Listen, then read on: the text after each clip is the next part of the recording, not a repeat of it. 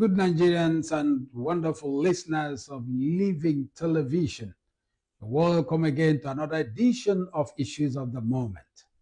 In today's Issues of the Moment, we're going to look at the Judiciary Staff Union of Nigeria, JSUN, and their strike that has been on for about 3 weeks now as a result of unpaid allowances and also the government's failure to keep to their agreement with the union. We will also look at the deregistration of African Democratic Congress. Rising in unionism, the leaders of the party have decided to ask for the removal of the INEC chairman. These and many more will be coming your way in today's episode of Issues of the Moment. I have wonderful guests in the house today, an indigenous man who you've always known, who has always been around, and that is in the person of St. Moses Ogbonna. St. Moses Ogbonna is a practicing lawyer. He is also a philanthropist and a human rights activist. That is from my far left. St. Moses, you're welcome to the program. Thank you very much. Thank you for having me. Thank you, viewers. After him, I have Ambassador Dr. Chiozadege Nnemeka Great. Chiozadege Great is a pastor in Burkina Faso and also a member of the United Nations Peace Ambassador. He's also a director and chairman board of governors Sky Blue College of Aviation Technology, ABA, and the African Performance Leadership Academy. He owns ITV Africa in Burkina Faso and Enyimba Metro TV Burkina Faso. He's a man of many parts. He's also in the studio with us. Pastor Ambassador Dr. Chiozadege, you're welcome to the program. Thank you very much. All right, today I am going to start with you, Nnemeka, because you've not been around, and fortunately enough, you are in Nigeria, Abia State today. Going round, what can you say about this state? Yes, I came into Abia State about 3 days or 4 days ago. Yeah, 4 days ago. I tried to see what we have been seeing on the internet. The performance of the governor, Dr. Alex Oti, going around, because as a media person, at least I have to go around and know what is going on in Abia State. There are many things I see that the governor is doing well, and there are areas also in the time of our discussion that today, which I'm going to say also the governor has to do well also to put things in place. He is doing well, but there are areas that he needs to at least fasten off his belt. Thank you. All right. St. Moses Ogbonna, the JSUN Abia State chapter is on strike for about 3 weeks counting. And then this is as a result of what they call undue, because of unpaid leave allowances. And the strike has continued. What do you think is the impact of this strike? It's very unfortunate that JSUN has to embark on annual strike. Every year they'll go on strike. And the way the onlookers believe what other people said, that allegedly when fat khaki envelope appears on the negotiation table, they will put a comma and they go call off the strike for another year. And unfortunately, this strike begins when the year commences. And very soon now, you will see that lawyers will be on vacation. And they will call off the strike. A lot of people will be suffering. And let us look at what they are agitating for. What is it? Areas of leave allowances. Something they can meet the governor and discuss. And the governor will listen to them. I don't think it is strike of leave, arrears of leave allowance, not a strike on payment of salaries and current arrears. No. our current allowances, arrears. That is why a lot of people are suffering. St. Moses, as I'm seated here, I'm also suffering. The implication is great. As we proceed, I'll tell you the implications. All right, Ambassador Chozo Ade, talking about striking, Moses just mentioned that they should have, instead of this strike, they should have met with the governor to discuss it. Do you think before they went on strike, they've not severally made attempts to talk with the governor, and maybe they will, because one of the reasons for the strike is that the disagreement of their previous arrangement with the government, and that is one of the reasons for this strike. So don't you think before now they had made several attempts to meet with the governor? Yes, Prof, I'm very, very disappointed. And it's a disappointing issue that Justin always embark on strike. And when I was asking about the strike, or when I look into their strike demands and other things, it is just leave allowance. It is true that leave allowance is an allowance that is due for them or to them, as the case may be. But I don't think, and I've not seen it, that it is something that is called for strike. Rather, something that they would have come down in a round table and discuss about it. I envisage that there is a handwriting on the handwriting that somebody is playing a kind of script for them. Like Sir Moses said earlier, he said it has become an annual event. You know, when something becomes an annual event, it has become part of them. That every year they must go on strike. Things that are supposed to be striking for and things that are supposed not to be striking for, they go in on strike for that. On the issue of resolving the strike, as Moses said, everybody is suffering it. Many people are suffering it, even including them. There is something that the officials supposed to have a meeting first with the Attorney General of the state. Then the Attorney General of the state now have to move on with the governor, and they discuss issue about it. They have every arsenal to discuss peace. I am advocating for peace on that aspect. Whether if they have met the governor before or the Attorney General to resolve this issue must be resolved. But this is not supposed to call for strike.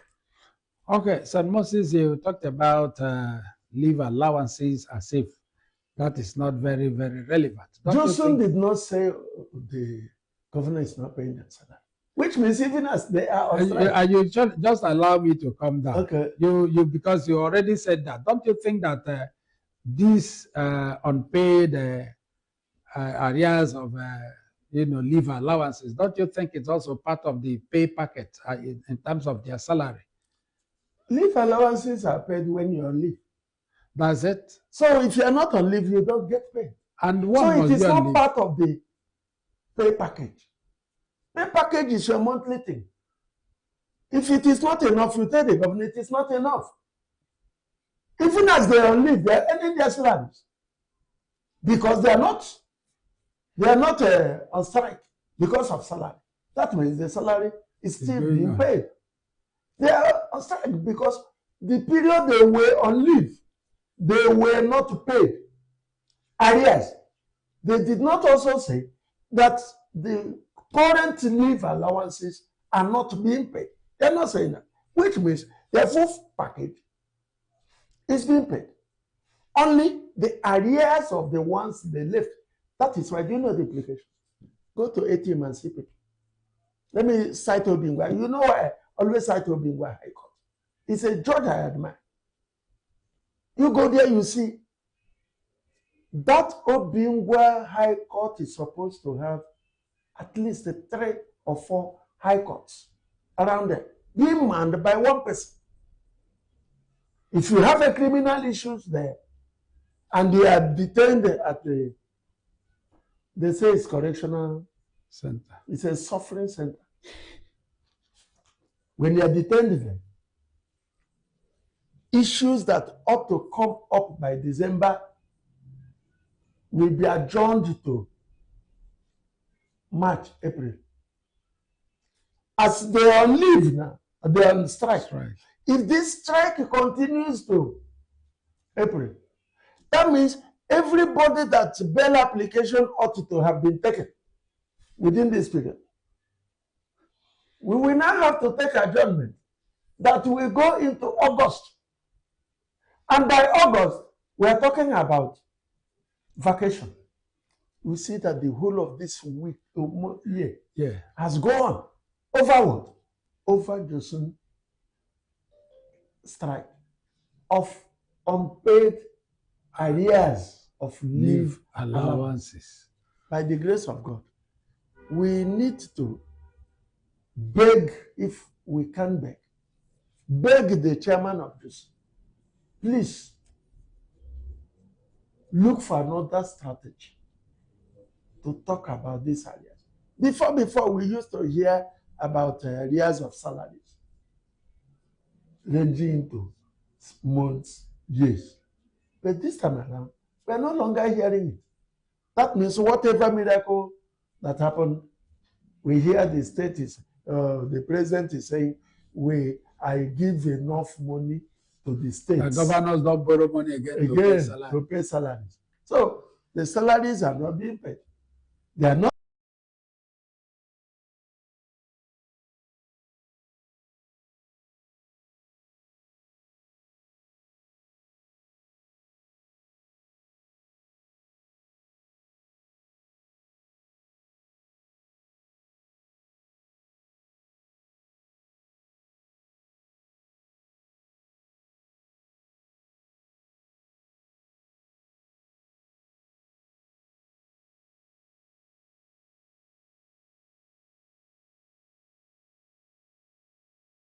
Don't you think that the governor himself, because nobody has blamed the governor in any way, we're only asking the Jusun and the chairman of the Jusun to do something about this strike. Don't you think the governor has a role to play? Because government is a continuum. Even if this thing is arrears, before he took over, he should have been aware of all this. Just like he did to some of the colleges, Abia Poly and so on. He had to offset the arrears. And maybe that's why these people are strike. Don't you think the governor has a role here to play and not just the Jason? Yeah, the governor has a lot to play as a father of the nation and also as the custodian of the state. But one thing we have to understand is that Jason is not talking about their salaries. Their salaries are being paid and not as being paid as at when due. And also, from what they say is an arrears of leave allowances. And before, they used to owe them months. They don't go on strike. Even if they go on strike, they just go on what I call a playground strike. Warning. Or a kind of warning strike. But this is a governor that said, no, salaries must be paid. Allowances must be paid. And as governor has also now been paying their salaries, they now come and say 2 years salary arrears. 2 years is only but 2 times. It's not up to 3 times, 2 years, because salary, leave allowance. Now, when we are talking about leave allowance, that's 2 times. 2 times leave allowance. And leave allowance is an annual thing, it's not a monthly thing. So I also played with the Jason chairman. He knows that what they are doing is to unleash punishment to Abians, especially the litigants, because most of the litigants, they are just, they don't know, they are confused. A lot of cases are in the court and nobody to attend to them. And secondly, there are a lot of people that are in correctional center, though the barrister says it's not a correctional center, but we all know that it's a correctional center and where they are being corrected. Because of the nature of the place. Yes, there was a time I visited, there is an eyesore. Most of them is an eyesore. Even your worst enemy, you can't even want your worst enemy to be there. But that is the federal government issue. It's not a state government issue. It's a federal government issue, because though the state has a lot also to make sure that our correctional centers have some good breath. Now, what I'm pleading with the Jason chairman, please call up this strike. Have a negotiation table with the governor or those that supposed to, you have to. The Attorney General is there. It's not every time you people will embark on strike, every year back on strike. And I want to plead with the governor. Please look into that issue. You have already done a lot of things. You've cleared a lot of backloads of salaries, backload of allowances. This one is not much. You can do it. You can do it. I trust Governor Alex Oti. I trust him. He can. I know he can do something. But the only thing is that let the juicing chairman call off the strike and have a roundtable discussion with the Attorney General and with the governor. Something must be done. I know our governor. All right, St. Moses, these people are not just talking about the unpaid arrears of leave allowances. They're also talking about the previous agreement they had with government. They are saying that the government had equally failed them. And that is why all the 17 local government courts are all shut. Governor, I didn't have agreement. No, because if the governor had agreed had an agreement with them, that means he ought to look into the agreement and they clear it. It's not every year we come over again because the government have not done what they agreed. Governor, because I didn't have agreement. Give them their money, pay them, let them come back to work so that people will not suffer. This is not up to what you do. We know you do. One day just let them come back. The government has its own blame. Because if they had agreed on a thing, I think the government should not renege. They should go ahead and they fulfill that agreement. But we should understand also if the agreement is with the present government or with the past government. Because if the agreement is with the present government, I understand and I believe that Governor Oti will do it. But if it is with the past government, I think if the government look at the agreement that it is with the present, because they have had they've had this strike before. Okay, if it's with the present government, yes, my dear governor, for any report, I know you. You can do it. Do it well. You can, I know you're a man of your word. Please just help them and do that. All right. Surely we are going to go on a very short break. When we come back, we are going to look at the deregistration of ADC political party, its effect, and considering the caliber of men that are there, and also Obi's lamentation that they did not want him to contest for presidency in Nigeria. And we are going to look at this when we come back. But before we go, St. Moses, I want to ask, talking about this judiciary, because it's not just affecting the lawyers. There are people that are supposed to be on bail, maybe by now. And now, if this strike continues, what are the fate? Are there internal arrangements, that could be made? You see, yes. The NBA and the police had to reach an agreement whereby the police let out their, especially at the area command, you see small house where bail applications, ex parte applications will be done and had. Those who are entitled for bail are granted bail. But that is not to say that every matter that ought to be looked into will be looked into. There is only ex parte applications. Those that are not on ex parte applications will not be done there until they are delayed. For instance, you may have injunctions that you have to place people on notice. If you don't place them on notice, the court cannot grant such injunction. And when such injunctions are not granted, a lot of things may happen. So it affects everyone. All right, shortly before we go, like I said earlier, you are a lawyer and you are this, so that our viewers will also understand this. The people we're talking about are the JUSIN. I'm talking about this JUSIN, this Judiciary Staff Union. Yes. The lawyers are not involved. The judges are not involved. They're not involved. Then why can't the court sit? Because these are the junior staff who will open the court. Okay. They have the keys. They will arrange the table for the judge to come and sit. They will bring out the files and the registers. Without them, my brother will be doing trial by error. And court is not given to sit on such a. So we are saying that you said they are very important. Very, very important. Very, very, very important. They left with the keys. Okay. They know where they left with the keys. And did they keep keys at the door? They know where the files are. They know where the registers are. They know how to, they will prepare the cost list. They know the dates of the adjournment, and they will prepare it. So they are very important. If you can say, don't mind them, we'll be doing a very, very bad. All right. So, most often it looks as if just the lawyers and the judges are the people that matter in the judiciary.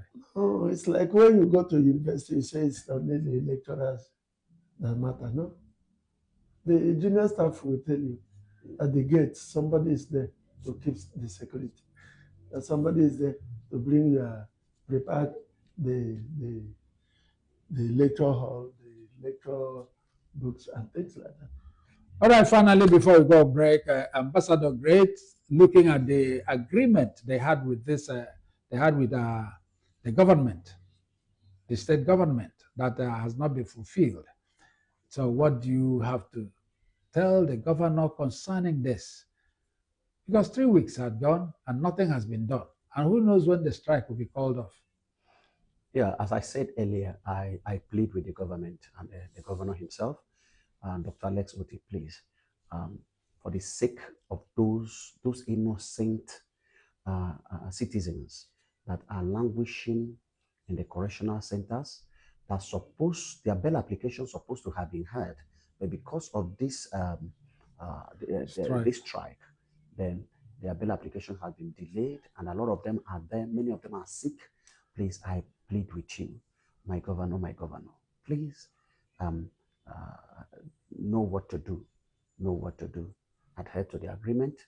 You can do it. You have done it in many areas, in several ways, and in several times. Please, I know you will do it. All right, our wonderful viewers and great Nigerians, we are going to go on a very short break, and when we come back, we'll continue with the deregistration of ADC and the impact on Nigerians. Don't touch the television set. We'll be back soon.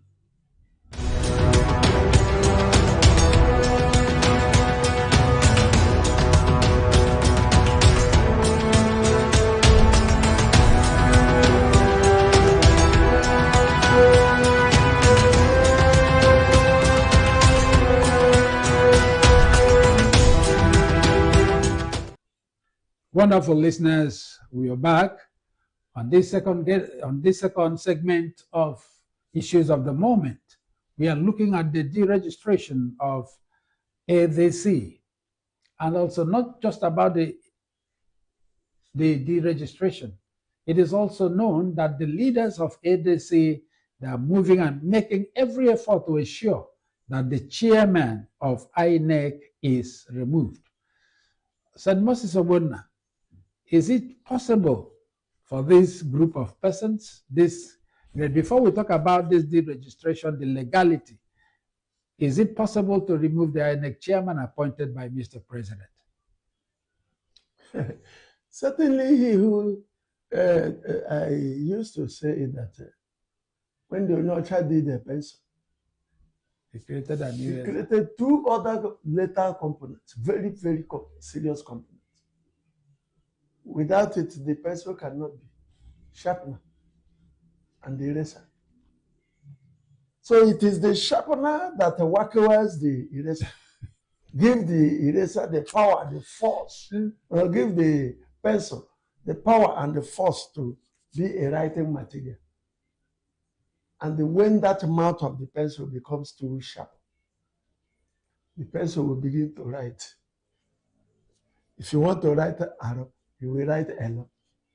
Even if you cross arrow to be T or F.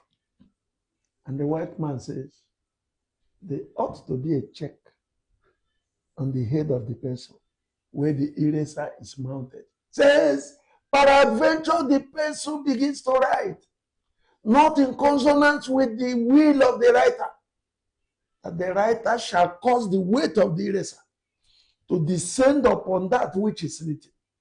Says, and no matter how powerful the argument, says the place of the written shall be no more. That can be done in anywhere. The Constitution appointed the INEC chairman, gave him force of performance, duties, what to do and what not to do. The first thing given to the INEC chairman is to be neutral. To be neutral. What you have done to party A, do it to party B. Wherefore, the INEC and this chairman begins to look at people in the face and they apply one thing and the other against the other, a different thing. He has begun to write not in consonance with the will of the writer. The writer shall cause the weight of the eraser to descend upon that which is written. However, how it is done remains what happens by time. Okay, great. Ambassador, great. What is your take on this deregistration of ADC? Do we see it as witch hunt, or are there some legal things that are not met that lead to this deregistration? Yes, I will come into two things. The first question you asked St. Moses concerning the call for the resignation of the INEC chairman. Number one is this INEC chairman, appointment of INEC chairman has a procedure. Resignation also has a procedure by himself if he feels that he is derailing. And also the way to remove the INEC chairman also is constitutional. The issue of INEC chairman, calling for INEC chairman resignation because of the ADC issue is in the other way around. I may say the ADC, they have the right to call for that when they feel that it is not on their way. But let's look at it in the other way around. The INEC chairman himself, you're talking about deregistration of a party. I did not see it as a deregistration of ADC. I'm saying it as the executive the ADC, which means automatically ADC stands without executive. There is no executive in the ADC. If there is no executive at the federal level, automatically at the state level, there is no executive. Now, what does that mean? It means that they are logically telling Nigerians that ADC is no longer a party in Nigeria. That is the area we call. And that is where you deduce the issue of deregistration. The area you deduce the issue of deregistration. Now, number one, there are fundamental questions we need to ask before now. The INEC chairman, when PDP was having problem, and the court also made this return to status quo. In the portal of INEC, the PDP executive, national executive, was seen there. Why is INEC did not de-executive or remove the executives from their portals? Why? That is number one. Again, when Labour Party was having their own issue also, the Labour Party, even their issue are still on currently now. Why is the INEC did not remove the executive of the Labour Party? Why is it now it is ADC? And in this ADC, something happened before they come about this, the executive, or what they call the registration logically of ADC. It was immediately Kwankwaso come into ADC. 2 days it happened. Because I'm not saying that APC is the problem, but APC lobbied for Kwankwaso to come in. As Kwankwaso did not even go to APC, now join ADC, 2 days it happened because of the crowd they saw there. Now, I will not say it is witch hunting. I will say it is INEC, as I'm saying it, and this is my own opinion, and this is what I'm saying. It's not the opinion of the Living TV. It's my opinion. INEC, I'm saying INEC also as not an umpire, but also a player. Because if INEC is an umpire, INEC would have even adhered to return to status quo. What is returning to status quo? Before the former vice chairman of ADC that went to court September 2nd, there was an executive. If court should say return to status quo until the issue is being resolved, it means return to that executive that you were or that was existing before the before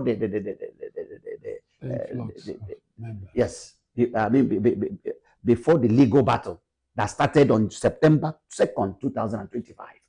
So why is the sense of returning to status quo does not mean that the party should not have an executive. That is not returning to status quo. All right. So that is my area, the area I'm coming to. There is something you have omitted there. Sir, you were like, this vice chairman who says in absence of the chairman, it is him, had already resigned from ADC when he did not know that there was going to be a cell of the ADC to the leadership of the current ADC. It is alleged that he had resigned. And INEC had accepted his resignation and had removed him from the INEC portal. Which means when you are talking of antebellum, status quo antebellum, he is not part of the status quo antebellum. It's not. Okay. That is not where we are now, but it is also good we clear the air for our viewers to understand what we're talking about and the journey so far. But Sir Moses, I want to ask you, is there any legality in this, the registration? And what should be seen as the offense of the ADC before the deregistration? INEC was not a party to the suit at the court. And we did not hear that the court ordered INEC to join, to remove the names of the. They only said that both should return to status quo. I do not also see that without INEC, no party can function. The Supreme Court had earlier in another judgment ruled that every quarrel of the parties is their internal problem. So if they are returning, like when the Wike faction and the Torake faction were asked to return to status quo, none of the leadership of these parties was removed from the INEC. In fact, this is the first time INEC removed party leadership. That is why I said INEC is not playing as an umpire, but as a player. A player. Maybe somebody has instructed them. The implication is that when you have removed them from portal, like he said, there is no leadership of ADC. Remember, within this 1 month, they are having conventions, the congresses and the convention. That means ADC will not have Congress. And will not have convention. And when ADC has no Congress and has no convention, within this period that INEC has given its timetable, and it is within this period that they need to go to court and mandate INEC to return them.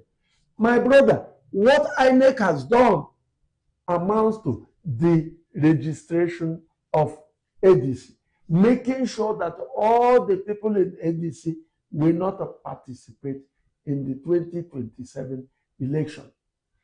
Okay, that's why I still want to come to you. What INEC has done, is it? It's illegal. Beautiful. It's absolutely illegal. It is not part of INEC mandate that when there is a quarrel in the party, you remove the names of the leaders from the INEC portal. It is not part. I went to consult the electoral law before coming, only that there was no time. We will still come back to it. I did not see where the law says if there is problem within a party and they have not resolved the issue and they are asked to return to status quo ante bellum. That status quo ante bellum means the leadership before the conflict. And that leadership before the conflict does not mean removing all the leadership of NDC. No. Now, Ambassador Great, let us also look at Peter B's statement on lamentation, so to say, when he said that the federal government is doing everything to ensure that he will not contest for the president of this country. Do you think that this is part or one of the reasons for this happening to ADC?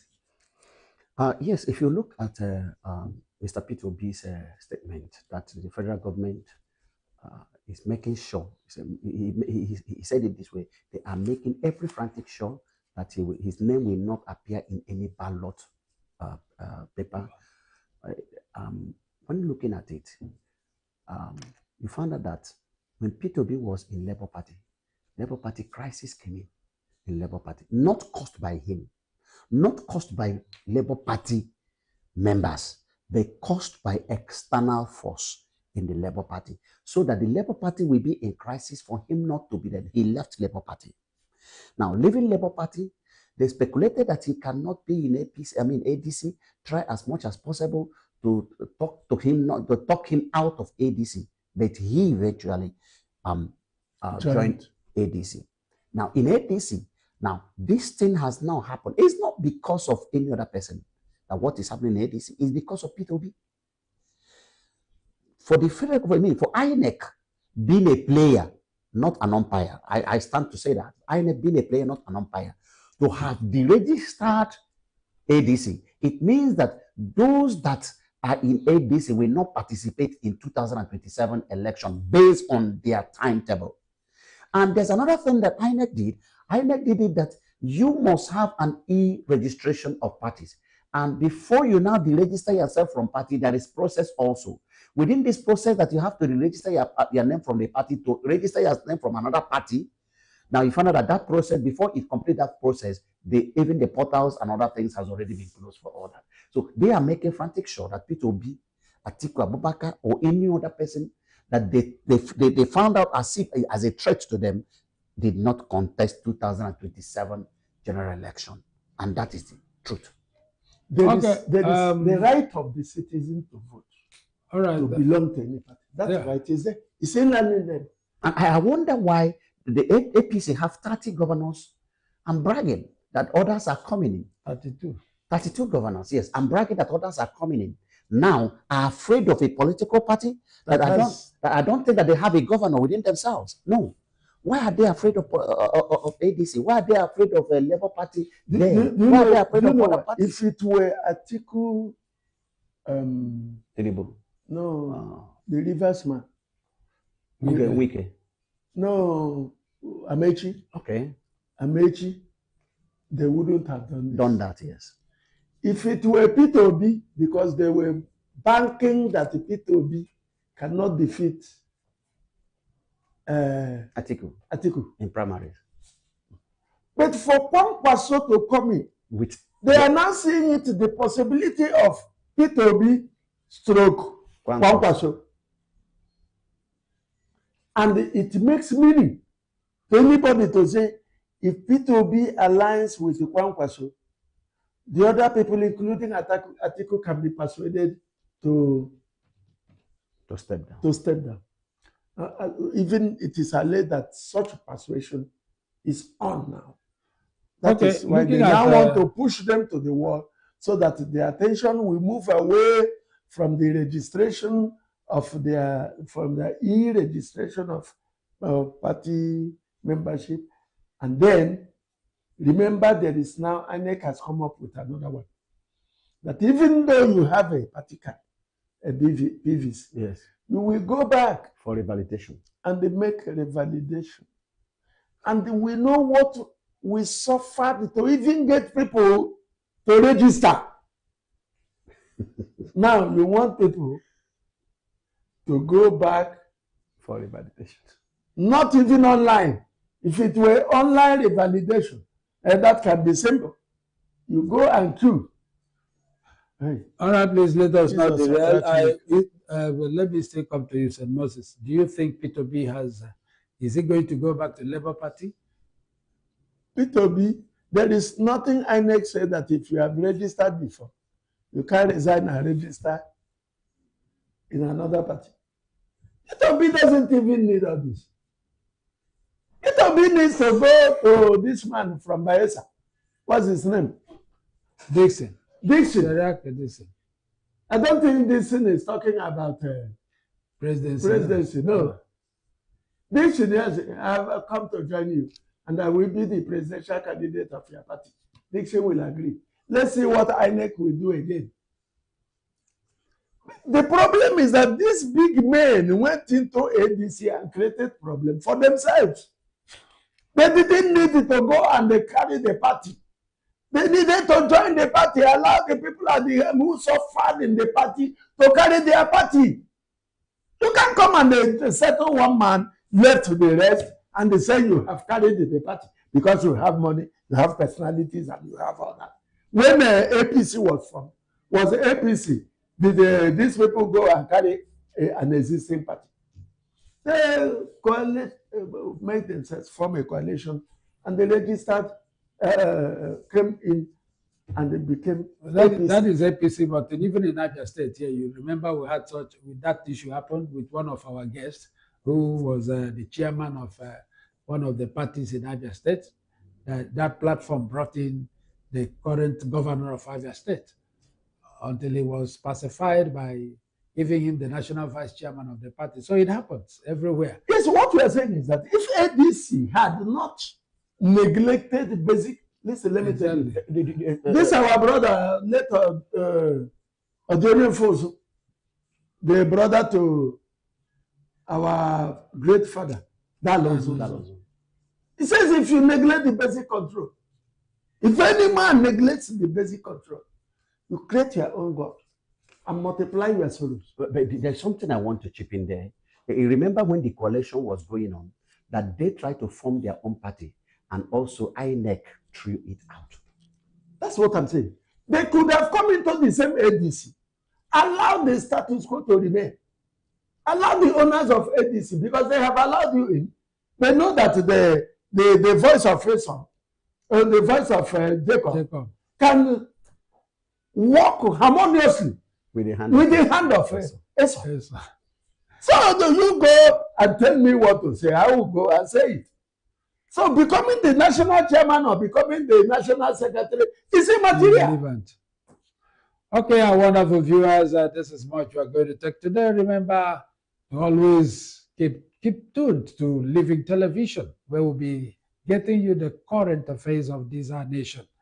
Having said so, from my far left, as usual, we have St. Moses Obonna. St. Moses Obonna, what do you have to tell the viewers? Let everybody cross his fingers and watch. This country is on a threshold that everybody has to pray to God so that God can come to intervene and make our leaders serious. And Ambassador Great, Joseph Adege. Yeah, viewers, I want to use this opportunity to thank the governor of Abia State, also what he has been doing in Abia State. And I want to urge everybody to support the governor and what he's doing, especially the developmental aspect of Abia State. And also I want to plead with the governor. Governor, please, the road from Owerenta to Omeka and from Ukwobu to Moba, Umengepase is very, very bad. You've started that work. I know you can do it also. Please, also, you can look into youth empowerment so that all Abians will clap hands together. Viewers, keep watching Living TV. Living TV all the time. All right, our wonderful viewers, that's the much we are going to take today. We are drawing the curtain here. From my far left is St. Moses Obona. Keep watching Living Television. And Ambassador Great Chozadege. Living Television, keep watching Living Television, all viewers. And this is your command, Chinedum Godson Adele. We'll be right back, same day, same time, next week. Bye for now.